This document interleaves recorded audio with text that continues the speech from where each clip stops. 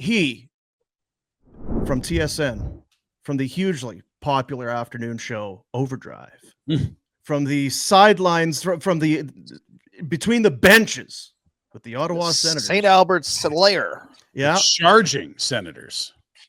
Charging Senators, yes. As my buddy Cam Moon likes to tell me, the St. Albert native Jamie McLennan joins us here on the program. Why is that funny?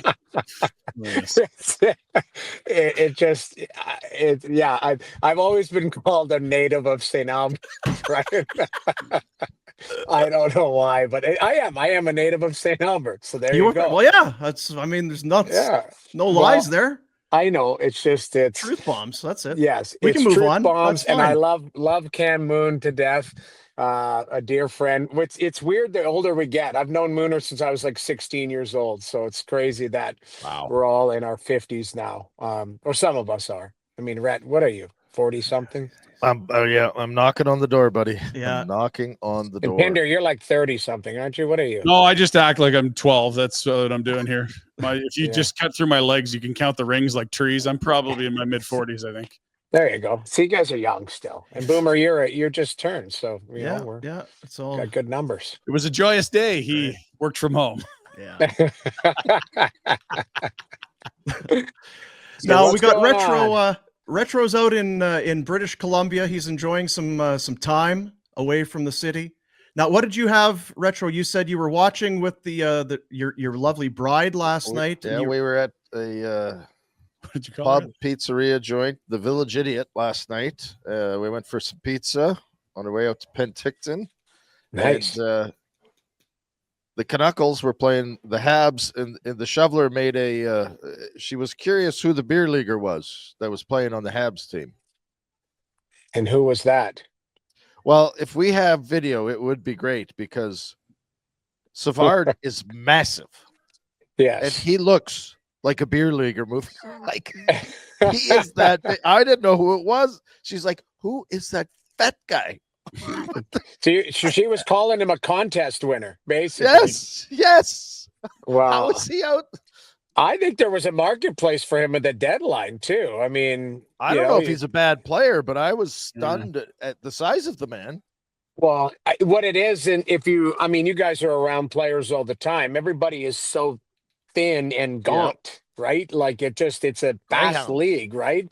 So it's when you see a guy who's carrying some meat, you're like, that guy, that's like a outlier, a guy who's 225, 230 type of thing. Those guys are outliers because everybody is now tall and lean. They're 6'2", 185, 190, 200. That's what you're dealing with. But you get a guy who's 6'2", 6'3", and he's like Ovi's an outlier. Obi looks like a trailer out there. Yeah. He's so big, and he's got the gray hair, and there's no gel. It's just he's got a Chia Pet head, and it just whatever happens there. But I was hoping he got 3 assists last night. I was watching that game. I had the Vancouver game on as well. That Montreal won't go away. They're trying to make the playoffs. I don't know what the hell's going on there, but. This Lane Hudson is really, and that top line that top line's really come together for them. Caulfield, I think, scored what was his 32nd last night, and Suzuki's got 15 in his last 8. Yeah, I mean and Slafkovsky scored. I didn't love the goal he scored. I mean, from Lankinen's standpoint, but they're trying. So I heard you before I came in, and Vancouver should be a wounded animal. They should be, this should be all hands on deck between Vancouver, Calgary. Like, this is a playoff spot right there for you. It's for the taking. So, in my opinion, the Canucks have changed how they played. Since the JT Miller deal, they're trying to win low-scoring games, probably because they can't score. But when you brought in Marcus Pettersson, it's turned into a very low-event group. They've got Drew O'Connor on their top line potentially tonight. They have a real tough time getting to 3-4 goals. This is the style of hockey the Flames have played all year long. Like getting to 4, plan a parade for this group. They scored once on Hockey Night in Canada and won because of Wolf on Saturday. Yeah. I just feel like if it's going to be a low event, best goalie wins, Flames should be really comfortable with this matchup tonight. 100%. Sensational. 100%, and it's in Calgary, right? So home ice, and you've got a lot of different things. Wolves record, remind me, on home ice is quite ridiculous. So I do believe if you're just going, okay, who should win this game? Just based on the stuff you just laid out, that's who it looks like for me. Yeah, the back-to-back is not good for Vancouver. If they roll with Shelovs, it's even worse for Vancouver. Flames seem to be feeling good. Dean, you talked about it. The Canucks are reeling a bit here. Pettersson is starting to show some signs of life, though. He went over a month without more than one shot in a single game, and now it's 2 goals in his last 3. Yeah, I mean, he is starting to come around. The one thing I've noticed about him is he's trying to shoot pucks more. That's the thing. You need to shoot. That guy is it wasn't that long ago he had a lethal shot, like a scary shot. Mm-hmm. And, I don't know. This isn't me. There's feedback in there. This isn't me. Is somebody in a dumpster? Is it Rhett? Oh, Rhett's in a Tim Hortons. Yeah, someone's dark roast. Are you in a Tim Hortons? Well, I'm on the road. Show the art. Show the art. I'm on the road too. I'm sitting in my car you're settled up with a bunch of senior citizens at a Tim Hortons. Don't worry about it. I got a nice picture back there. Look at that.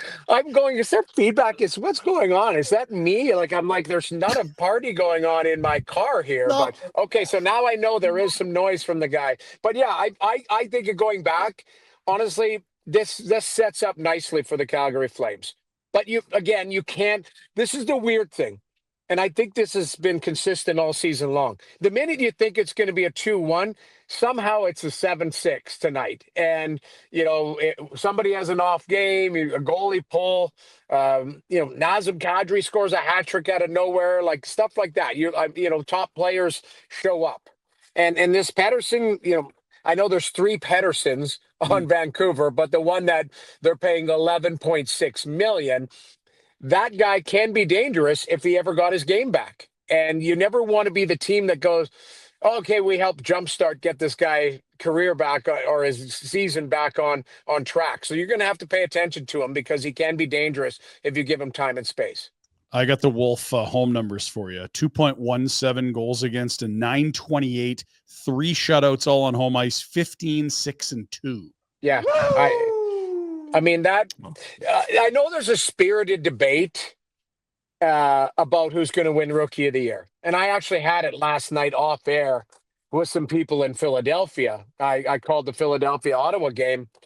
And, you're watching the Michkov kid there. So they're all biased in Philadelphia, right? And I just simply said, I'm in the media room and you're surrounded by lots of Philadelphia media. And I said, well, Dustin Wolf wins it for me if Calgary gets into the playoffs. I just said, I'm sorry. That's, and of course, you're a goalie hugger. You used to play for the Flames, all of that type of stuff. Yes, I said, I agree. I'm not going to, argue on that point, but also he's been their MVP. He has been their best player, their most consistent. I mean, am I wrong with that assessment? No, they're a bottom 5 team without him, in my opinion. Right. So, that is the definition of somebody who's been special, had a special season. And it's no slight on Michkov. It's no slight on Lane Hudson. It's no slight on Celebrini, who I think is an absolute superstar stud. It's just, if there is a separator, if those 4 are all lined up, maybe Montreal makes the playoffs. So you got to go Lane Hudson. Now, should the playoffs, I guess my question back to you 3 is, should the playoffs be a separator? I think for Wolf, it has to be, just because he's carrying the load. I feel less so about Celebrini, Michkov, and Lane Hudson. Like, Mishkov's getting put in the rafters by Torts. Like, them not being a playoff team, I don't put that on him. I agree. But that was the biggest argument, is saying, okay, so what if Wolf stands on his head and Calgary misses by 1 point? Do you take it away from him? And I said, it's actually a great argument, because then now I just said the playoffs could be the separator for him. That was my argument. If they don't make the playoffs, if all 4 of these guys don't make the playoffs, now it's a crapshoot. Then it's whoever's voting, whoever feels. I still am leaning Wolf, but I I could see the other three winning as well. They've all been fantastic in their first seasons, but that's why I'm leaning. Okay, if Calgary can make the playoffs, for me that's Wolf slam dunk for me. Okay, so build me the case why anyone should vote for Michkov over Celebrini, because I think Celebrini missed time and has impressed more as a younger man on a worse team. Yeah, I mean, I would have to look at their stats. I don't have their stats right in front of me, but I think we said last night Michkov has 7 power play goals, I think. So he's not getting, Torts is not giving him the power play time and all of that. I believe that was the stat we used last night. So he is getting some 5-on-5 play. There is the, bad team scenario. Same thing as San Jose. I personally, having watched both of them live, now several times, I would give it to Celebrini over Michkov personally, because I think Celebrini does more, and I think Celebrini being 18, what is Michkov, 20, 21? Yeah, it's just he's played 10 less games. He's got better numbers across the board. I don't see it being close. Celebrini would be every day of the week for me, because I think Celebrini is more of a complete player. You dig into his analytics. I remember looking, I think at one point he was number 1 in loose puck recoveries in the league. Yeah. As an 18-year-old, that's an unreal stat. That could be a separator for me with Celebrini. And Lane Hudson, I look at him, I don't think he had a great defensive start, but he's really started to settle in as an everyday player playing big minutes. And every time he's on the ice, he is a guy that brings you to the edge of your seat. He does have that Quinn Hughes vibe, like where it's like this guy can create something out of nothing, and he's playing with a ton of confidence. So if I had to rank them just personally, I go Wolf, Celebrini, Hudson, Michkov, but I don't like it's a thin, razor thin margin. Hudson's got so many points. If he gets 60 as a rookie, that's going to be tough to beat. I agree with the Noodles. I think the Flames have to make the playoffs for Wolf to win this award, I think. Yeah. Not for you, but to get everyone else's votes. I'm trying to make some noise about it too, because I feel like goaltenders, they're an afterthought, but I agree with you, Pinder. Like, where is the Calgary Flames without Dustin Wolf? We had the Vladar argument or debate last week, right? Like, if Vladar is the number 1 for the season, and Wolf has played 18 games, 20 games, like then the Flames are not where they are in the standings. They're just not. We're asking you about Michael Misa, if that's the case, right? Like, yeah. I'm not sure. I was just checking. I don't see his name. Ivan Fedotov. Is he a rookie? Would he be up for the Calder? Because you watched him play in that Flyers net last night. That mutant, that like 6'8" mutant, like holy smokes. Like, remember that show Harry and the Hendersons? They had, when they would drive him around, they'd strap that guy to the roof. Like, I felt like they just brought this guy out and put this monster in the net. Like, he is so big. And bad. Well, listen, that team is like, we were looking at it. They've got some nice pieces. Noah Cates is the number 1 centerman, like they're, and Couturier, age and Miles have caught up to him. I really like Konechny. I think they've got some really nice pieces. Forster's a nice player. Owen Tippett's a nice player. We saw what Travis Sanheim is capable of doing. Really good player. They've got a few nice pieces, but there is a reason why they are in a retool. Like they've got a ton, and we ran a board of it last night. A ton of picks, 3 first-rounders next year, and like 4 second-rounder stuff like that. So I think Danny Briere is going to have to be proactive at training or at the draft this year and turn that into live players and not just draft a bunch of people. Like, were you between the benches last night, or were you up top? I was up top, and I could still see how big that guy was. Well, but I was going to say, because if you're between the benches, you want to look over at Torts, because the Tkachuk, it's a good shot, but probably stop that. The Clevin from the point, definitely stop that. There were at least 3 that went through him that were awful, and the Flames were just there, and it was the Urson guy. Sam Urson was in it, and he was no friggin' good. Yeah, poor Torts. Well, Urson actually has decent stats. The Fedotov guy, that guy's stats are no good. And so we also ran a board too of his goal support. So the goaltenders that played last night, Anton Forsberg and Ivan Fedotov, that's what we were using last night, have the least goal support in the league this year. It's just over 20 or something like that. Now, maybe the team is scared to have him in net, so they play differently. I've felt that. You know, Rhett can speak to that. He was terrified when I was in the net, but it's more. I just don't think, like, he's 28. Listen, the elephant in the room is Carter Hart is not available to them, right? Yeah. That's just, that was their guy. I don't think he'll ever play again. I don't know. I'm not going to head down that road, but they haven't been able to replace him consistently. And you know what? I sent you the text this morning because I went back and I was watching the highlights from the games last night. It's like, ooh, that's a stinker. That's a stinker. And then they showed towards you. Holy fuck.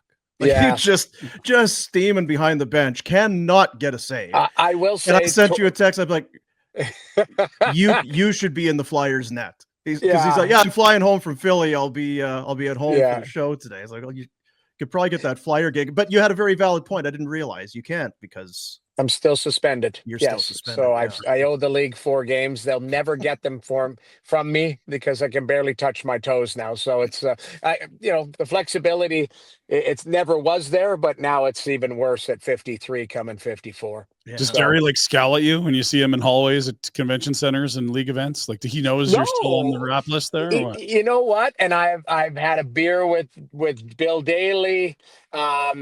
We have talked about it because it's funny.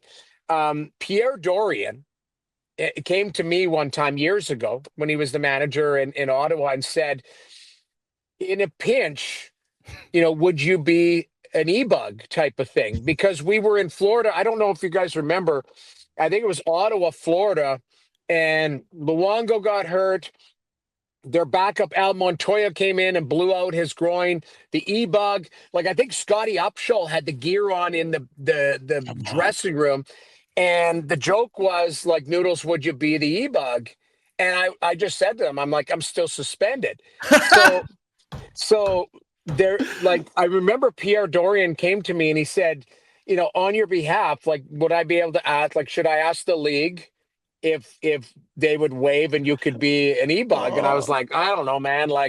It would be kind of funny, but I was like, keep in mind, I don't really want to play goal anymore. I don't, I wouldn't be any good and I wouldn't be any better than any ebug coming in. So it would be a good story. It'd be great for the media, but Pierre did ask me and I kind of chuckled, but I've seen Gary, I've seen Bill, it's another lifetime, right? So I'm sure they don't even remember. I'm not I'm trying to think of what it would be. Now there's buyer's remorse. It's when you buy something. It's like, oh, I shouldn't have done it. Maybe you have seller's remorse where I shouldn't have sold that. For Craig Conroy, where you were maybe going to be a buyer and then you weren't, as non-buyer's remorse, because I'm watching Dylan Cousins in a Senators jersey, and we heard for weeks about how the Flames were in on Dylan Cousins. Like, man, it feels like that'd be great if you could get that guy. I don't know how the trade. I don't know that it makes sense in any way for these two teams, but boy, he'd be a good fit as a Flame. He's like a dirty shirt. Watching him score, we talked about it.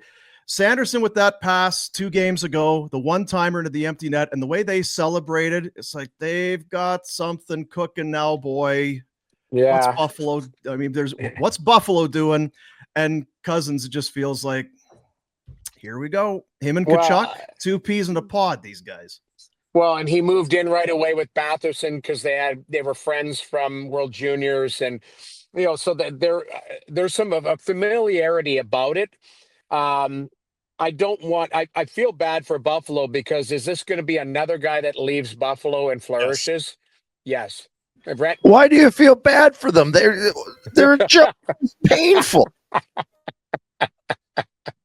Well, it just at some point, I kept thinking, well, they do it to themselves. Don't say at some point, because at some point it's been over 14 years. 14. You're right. It's going to be 14 years, no playoffs.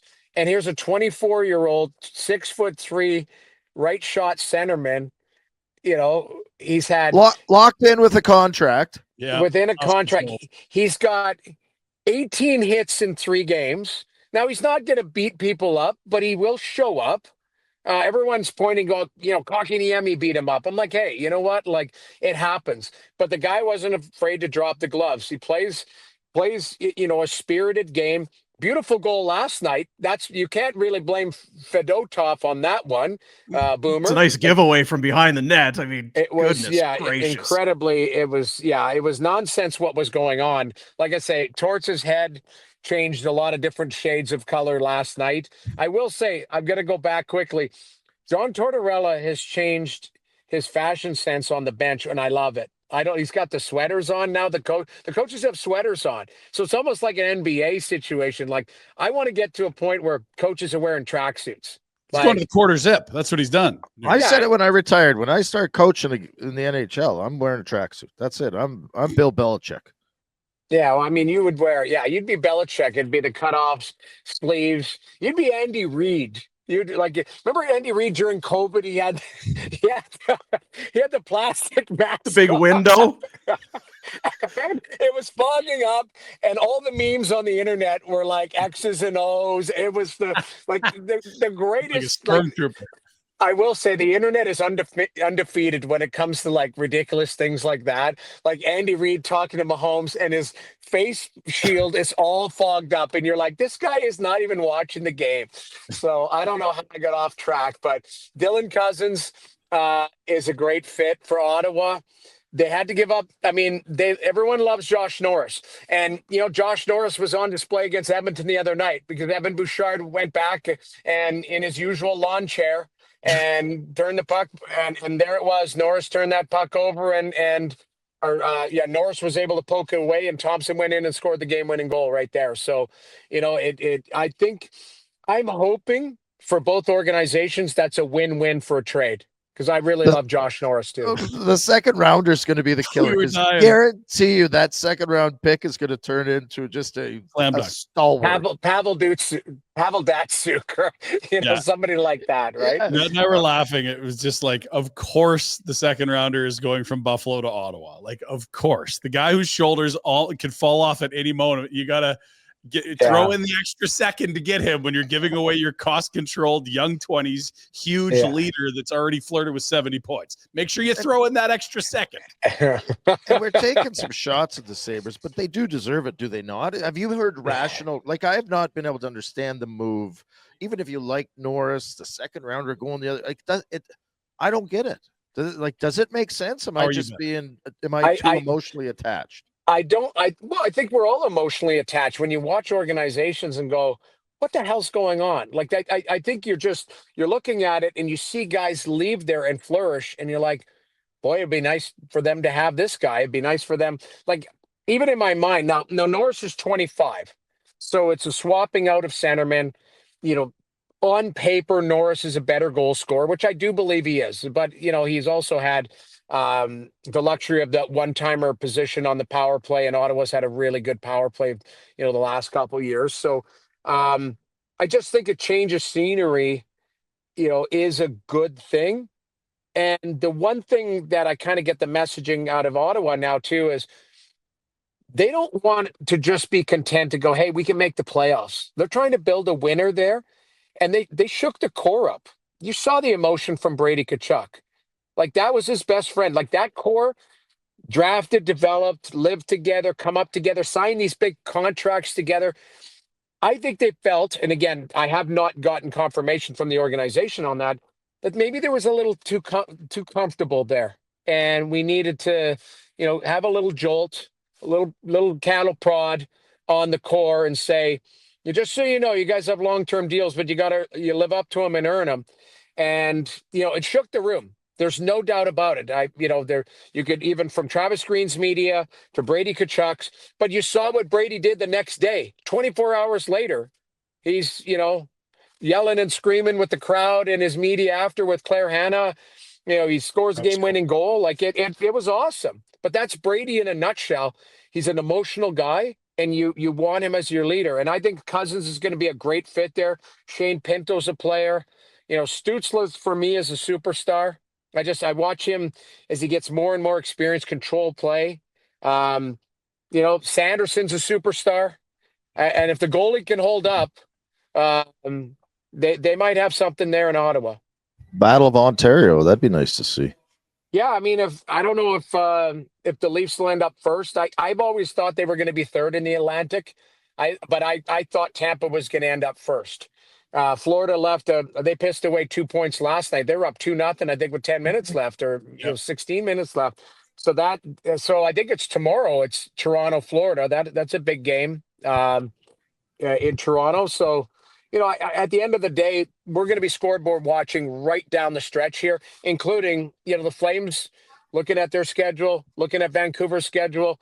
Is there anybody else that won't go away there? St. Louis, Utah. Yeah. Utah's even close. Well, Utah's hanging around, but St. Louis is like 7-1-2 in their last 10. That's a team that is actually playing some good hockey. I think everyone likes Montgomery, the coach, and they're missing some guys, but it's just the games played. They're right there with points. Noodles, have a peek. Yeah. Well, that's the biggest thing is I don't know if people are trying to give it away, but it's that spot is up for grabs. Yes. So who's getting it? That's basically what it is. Who's going to get it? I think Calgary can do it, but the stars have to align because, like you said, it's a race to 4. 4 is a big number. Oh. Like that's not a realistic number daily or nightly for them to get to 4. Can I ask you about Brindamore and the Canes and the Rantanen and stuff? Like, did you look at that like that was a shot at ownership from Brindamore? 100%. Like it was. I was like, is that a shot at ownership? Is that a shot at Tulsky and Dello or like the analytics guys? Like, he's basically saying like you probably should have known this before you acquire this asset, and the fact that he kind of outed and said, yeah, the guy showed up and said, there's 4 teams I want to sign with, and you guys aren't one of them. Like that's like, and we always have this saying, or O-Dog on our show always have this saying, like fireable offense, but it's not a fireable offense if the owner is in lockstep with the general manager. And that's what it seems like. So like in their mind, they turned, what's his Natchez into Stankoven and some firsts, and they got picks and all of that. So they're going to swing again or use the picks as currency. So I get it. I understand it from a business standpoint. They're like, okay, Natchez we didn't love, probably wasn't, they had a problem with the dad and it was a pain in the ass and all of that. They turned him into Stankoven, but that's a weird way to get to Stankoven. Like, you know what I mean? Like that's plan C. That wasn't plan A, and we talked about it on Friday. The vibes, you could just see the vibes were no good with Rantanen there.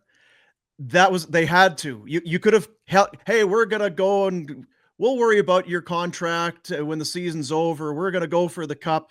I don't think they were winning shit with Rantanen there. He didn't want to be there. It wasn't working. What they got in return, the picks, and they had to make that trade, even though it's like you said, it's not how they did well in the end for kind of being backed into a corner. I think they did well, but I think there's probably a few things that, if you had made everybody sit in a room and drink truth serum, would you talk to Rantanen and his agent and say, okay, would you have taken 12 in Colorado on an 8-year deal and just call it a day and stay in a comfortable setting? Now, I don't know what Colorado was offering, but I don't think they were offering him $6 million a year. I'm sure they probably could have gone. They were offering to make him the highest paid winger in the league, which would put him in the mid-11s. That puts him ahead of Pasternak. Obviously, Leon's a center. He's same agency, but he wasn't going to get to the 14. So you're in that 12 conversation, right? Yeah. So but every day, Jack's comments, and he's getting quite a bit more than what they offer in Colorado now. Right. So, like at the end of the day, I just feel like this is where maybe I'm wrong on this. I feel like some agents have to have a little bit of a check here and go, like, what is best for the player? Not just the financial thing. What is best for the player and his life and his comfortability? And I would say to the player too, If you don't like what you're seeing, stand up to your agent. Your agent works for you. You have to be in lockstep with the agent. Because I see sometimes, guys, you hear stories too of guys turning down deals. And you're like, why the hell did that guy turn that deal down? And then they get a lesser deal somewhere else. And you're like, what the hell? Like, who's selling you a bill of goods that you're worth that amount? And all of a sudden now you're flushed out of the league, or you sign a crappy deal somewhere else on a starter deal. So Ferris is notorious for this, is he not? It's max dollar, max term on how I do it. Is that a situation where a guy like Marner should be going, dude, chill out. I don't need to be the highest paid. I like where I am. We have a chance to win. I don't want to go anywhere. Let's pull the reins in a bit. You're right. And Darren Ferris, has a lot of, he has Sam Bennett as well. So I think it's going to be, there's always going to be, and I get it, term, money. I'm not going to sit and tell a guy, hey, take less for anything. You get as much as you can. Good on you. No, but you're not. But the agent is just what you said. The agent should say, you have to weigh that out. The player. But exactly. It's okay. So you just brought up Mitch Marner. Mitch Marner is certainly in the driver's seat from an unrestricted free agent scenario. But, are you going to get $14 million from Utah? Because I don't know if you're going to get it from the Leafs. Maybe you will. I don't know. Agreed. But in the end, he comes out the other day, and this is where it's a little bit of a storm. It's like I love the Leafs want to be here, and people are like, okay, we'll sign a contract then. Get it done. Like that. I want to just focus on this season and all of that. Like, to me, it's the lip service. That's what bothers me. They ask him to waive. He doesn't want to waive. Again, this is all reported stuff. You're closer to it. Does he come across as a guy that's just giving you the lip service, or is this directions from the agent? I think it's from the camp. Like, I think the dad's in them too, right? I believe there's just, as we all know nowadays, these young players or these star players, you're not just getting the player, you're getting the brand and the package. And with the package, we don't, if the parents are involved, the wife, the girlfriends, and I'm not talking Mitch Marner, I'm just talking every player now. Because you have to factor that in. You hear stories of like, the guy loved it, but the wife didn't like the city. So, you're like, oh my God, like, but that comes with the package nowadays. So that's why I use the term, and the agent is a big part of the package. And if the parents are wedged in there and the wife, and if they've got kids in the city, like there's, brothers and sisters, like it's a whole, posse, or it's a whole situation now. It's just, I was talking to somebody the other day, and I don't even know. I think my parents met my agent like a couple times. I don't even think they talked to him, like, ever.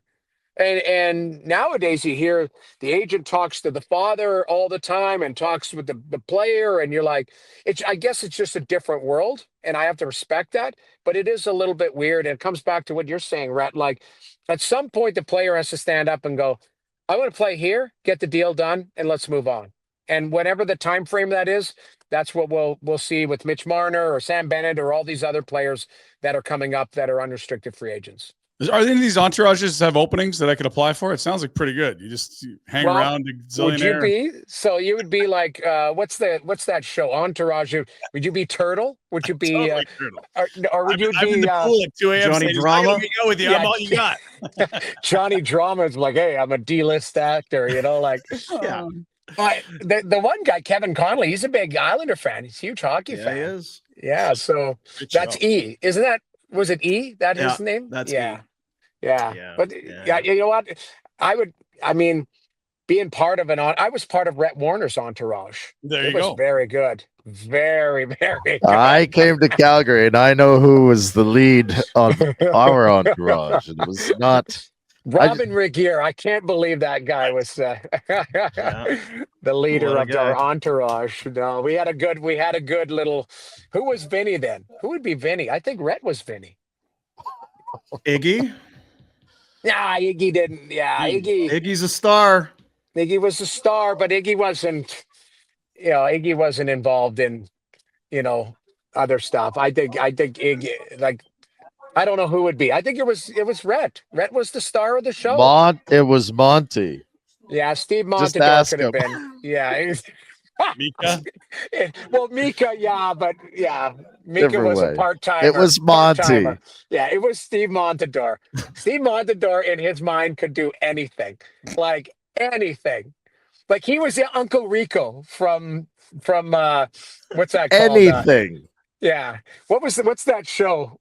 Napoleon Dynamite. Yeah. It's like, I can throw this football over that mountain. That was Steve Montador. It was the fight. Like he was the best. I love that man. All right, brother. We appreciate you. Good to have you. And Okay. man, if this ebug thing, I think this has got some legs. Oh, I don't know. I mean, We'll get Gotta clear your name. Yeah, we're going to clear your I would name. like to clear my name. I would like to apply. I wonder if you could get a pardon. Like Yes. after many years, Yes. you can get a pardon. That's Get what I'm a talking part. about. Okay, I'm going to ask for a pardon. Then That we would can be work on the great. hall. But first, Like imagine if you're doing the broadcast, then all of a sudden there's like the red phone or something. It's like, bring. Yeah, I'm Noodles, going you in. better get ready. I'm going in. It would be the best. Fellas, I gotta go. Then you're between the benches. You got your lowers on. You got the pads and the. Standing there, stretching ready. out. Be Just awesome. ready. I would make a skate save too. I would. Yeah. Be the best. Thanks, All right, James. guys. Have Have a good one. You too. There he is, Jamie McLennan. Hey guys, thanks for watching. Be sure to check out more of our content right here on the Flames Nation YouTube page. We had a bunch of great long form interviews. You can check out some videos we've done as well outside of the studio. And of course, if you want more writing or merchandise stuff, flamesnation.ca or nationgear.ca. Appreciate you watching.